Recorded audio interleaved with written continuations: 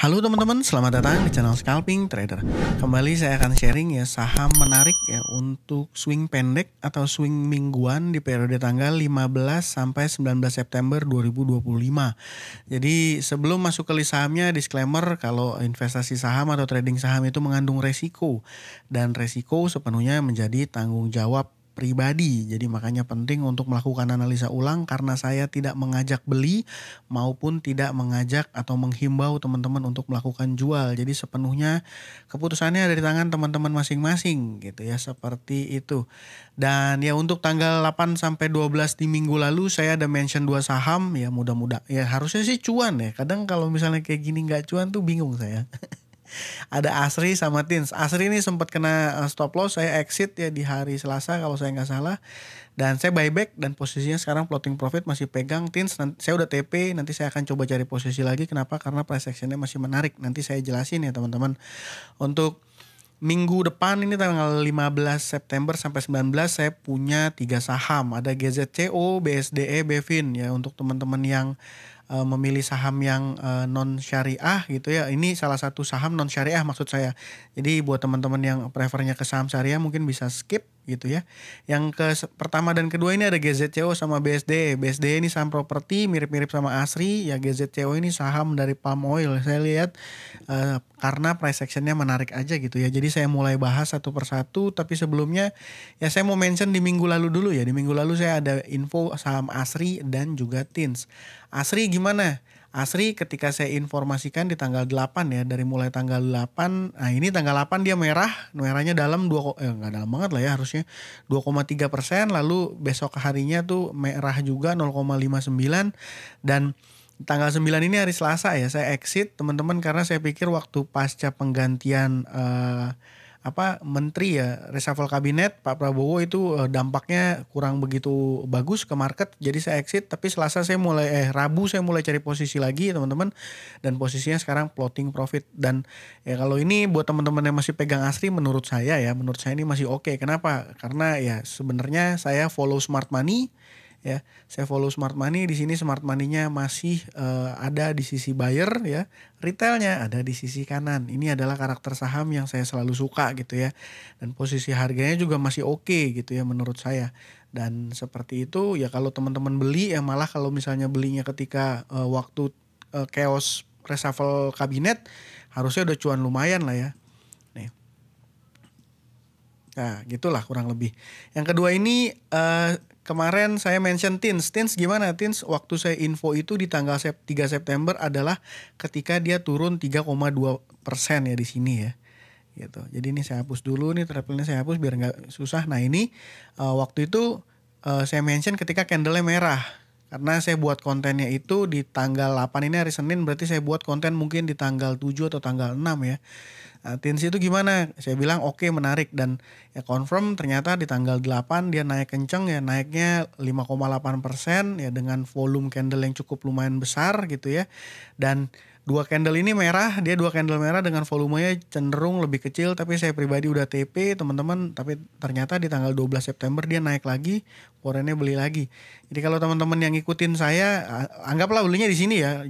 Dia belinya nggak usah di sini lah anggap belinya. Harusnya profit sekitar 7%-an ya, kurang lebih seperti itu. Saya pribadi di Tins sudah TP, saya profit berapa ya, 3-4% saya lupa waktu itu karena candle merah, pertimbangannya saya exit gitu. Nah sekarang kalau ngelihat kayak gini mah gimana, masih oke menurut saya ya. Menurut saya masih oke, tinggal cari posisi lagi nanti karena ini volume gedenya udah keluar, ini indikasi oke. Nanti ini volumenya harusnya sideways nanti sebelum akhirnya kita tungguin gitu ya, kita tungguin nanti akhirnya pasti harusnya naik, karena biasanya kalau saham naik kencang itu awal mulanya adalah volume besar, dan ini ada di Tins ya, salah satu cirinya gitu ya teman-teman. Oke, langsung aja di minggu depan saya pertama mention GZCO. Kenapa GZCO ya? Kalau kita lihat secara chart ini dua candle full naik besar ya, apa namanya? Spek volume ya, spek volume. Dua candle spek volume, dan pada saat dia koreksinya cenderung low volume. Ini mengindikasikan oke ya. Ini kan saham GZCO ini saham yang bergerak di sektor CPO ya, palm oil ya. Nah ini.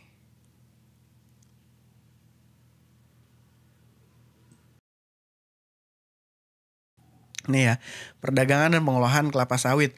Dan yang juga menurut saya menarik di saham GZCO ini, salah satu pemegang saham 5%-nya dan ada nama besar di market kita ya. Nih ya, ada Pak Suantara Gotama ini.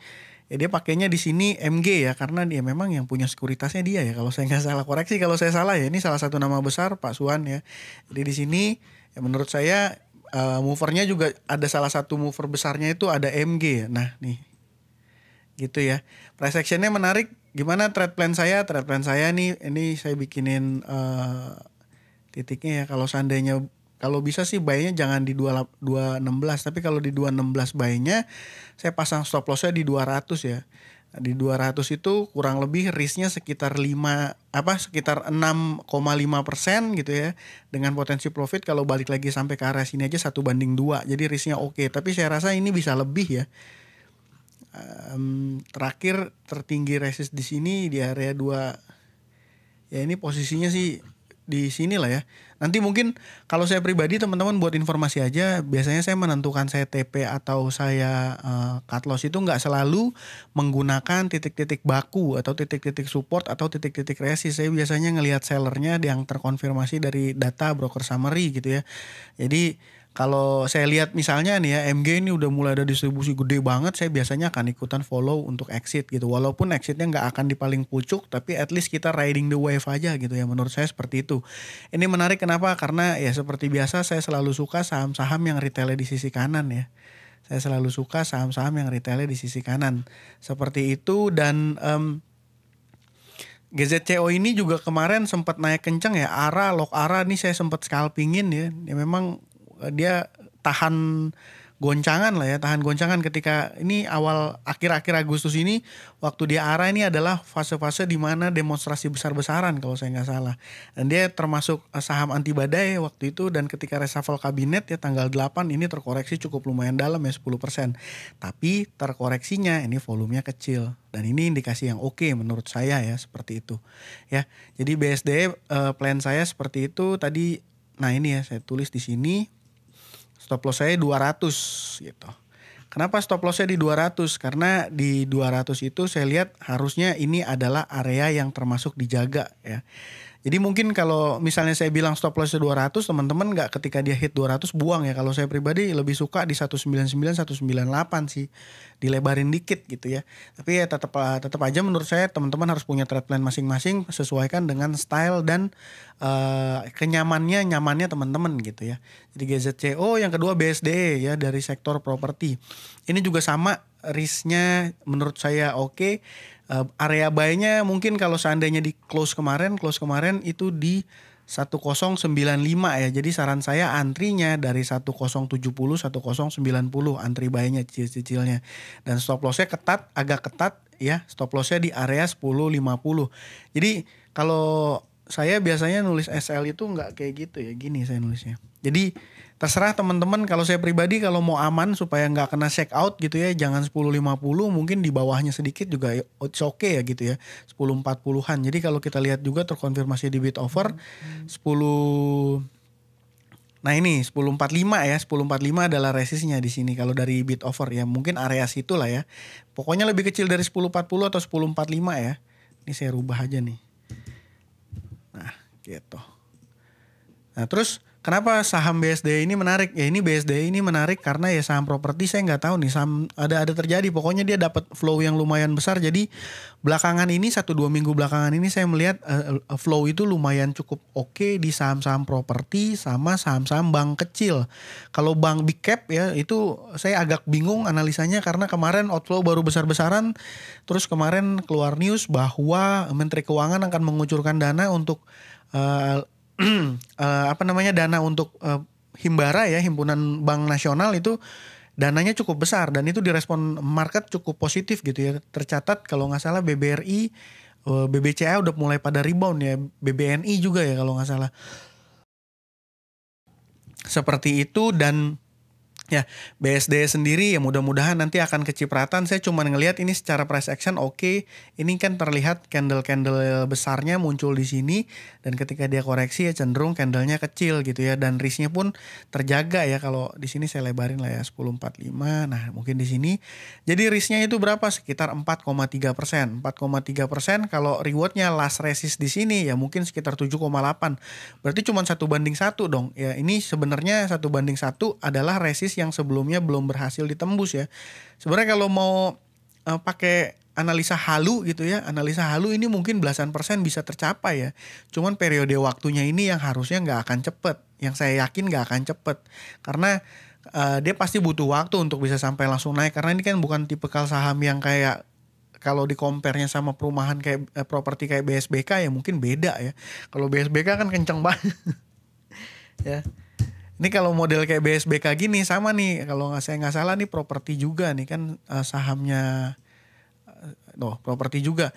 Jadi kalau yang polanya kayak gini ya menurut saya jangan di swing sih, suka mules kita ngeholdnya, enaknya di scalpingin, di in out cepet. Sama ini polanya dua volume ini besar, koreksi volumenya kecil, tiba-tiba jeder. Nah ini kalau BSDM polanya beda gitu ya.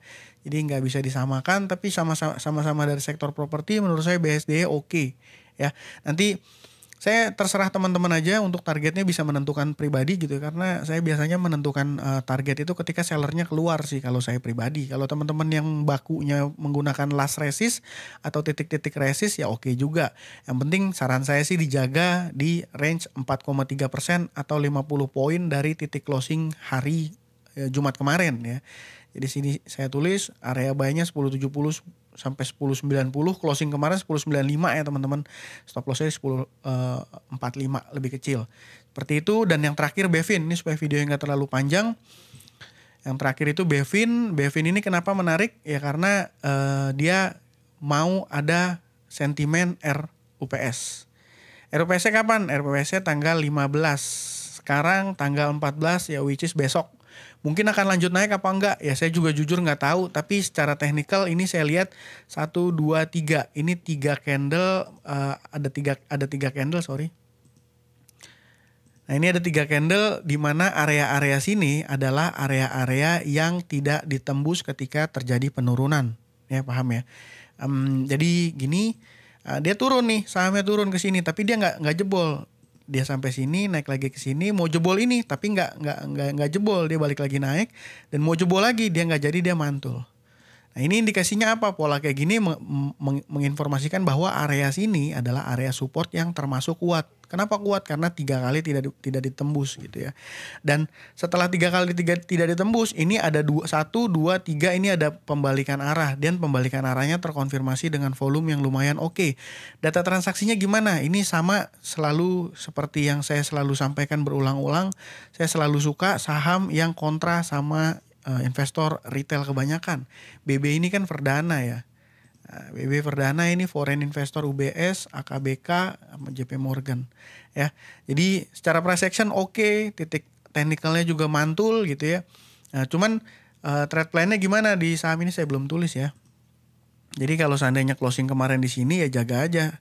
Cuman dia agak lebar. Sebenarnya kalau dibilang lebar juga enggak ya. Karena saya pribadi kalau ngikutin trade plan ya maksimal 7% tuh udah termasuk masih pain tolerannya saya gitu ya. Tinggal sesuaiin size lot sizingnya aja gitu ya. Ini TP1 di mana? TP1 ya mungkin area 900, TP1 di area 900 di sini. Kenapa? Karena di sini resist. TP2-nya area di mana? Kalau dia tembus ke area 1000. Nggak nyampe ya. 980 ya kurang lebih di sini. 950 960 gitu. Jadi kalau seandainya ke area sini bisa belasan persen. Tapi apakah akan terjadi di minggu ini? Ya saya juga nggak tahu. Tapi yang pasti tanggal 15 besok ya, besok dia akan ada RUPS. Saya belum baca lebih detail, tapi ini perusahaan profit menurut saya harusnya oke. Dan ini berulang kali perusahaan ini ya perusahaan yang bagi dividen ya. Ya kalau dilihat ini Desember, ini Mei ya mungkin menjelang akhir tahun mau ada bagi dividen ya. Posisinya ini bagus nih. Sini double bottom ya. Sebenarnya ini double bottom, gagal di posisi retest support lagi dan dia harusnya mantul. Ya kita tinggal lihat aja besok gimana ya. Saya pribadi seperti itu, GZCO, BSD, BEVIN ya tinggal teman-teman sesuaikan aja risknya ya, yang saya bisa kontrol ada risknya. Saya punya pentoleran berapa. Jadi misalnya nih saya mau cerita aja. Let's say misalnya teman-teman punya dana untuk trading, untuk swing trading misalnya ya, ini misalnya loh ya. 10 juta gitu. 10 juta teman-teman punya pentoleran berapa? Kalau saya menyarankan 1 atau 2% dari porto ya.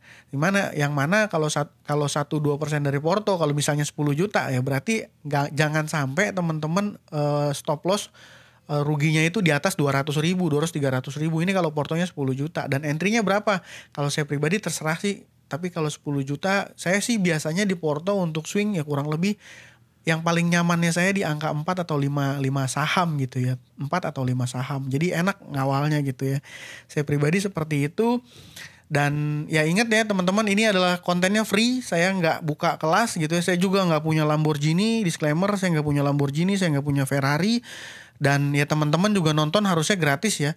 Mungkin buat teman-teman yang udah join di YouTube membership ya, buat sekedar ngingetin aja, membership channel saya itu hanya 20.000 per bulan ya. Jadi 20.000 per bulan, ya 20.000 per bulan itu yang masuk ke saya juga nggak 20.000, itu belum dipotong pajak. Jadi teman-teman ya mudah-mudahan ngerti ya, teman-teman paham ya bahwa teman-teman tidak bayar 13 juta ke saya gitu ya. Hanya 20.000, jangan berharap saya kasih saham yang multi bagger gitu ya, karena saya pribadi juga nggak jarang ya punya saham yang bisa cuan sampai ribuan persen. Saya enggak sih, saya biasanya gatelan, bahkan kadang-kadang kalau 5-10%-nya saya biasanya TP gitu. Jadi ya seperti itu. Mudah-mudahan ini sahamnya belum terlalu banyak harusnya dibahas di grup-grup saham ya, tapi secara price action, secara data transaksi ini oke. Ya, semoga bermanfaat dan bisa kasih cuan ke teman-teman semua. Sekian dari saya. Terima kasih buat teman-teman yang sudah menonton. Salam cuan, thank you.